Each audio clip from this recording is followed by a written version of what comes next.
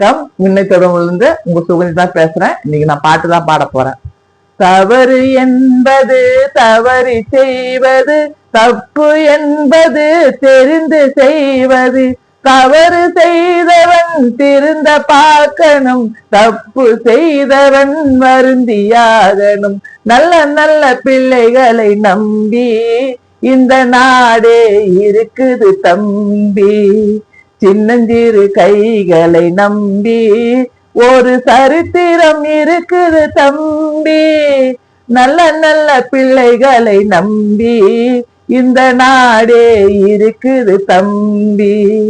கருணை இருந்தால் வள்ளலாகலாம், கடமை இருந்தால் வீரனாகலாம், பொறுமை இருந்தால் மனிதனாகலாம், மூன்றும் இருந்தால் தலைவனாகலாம்.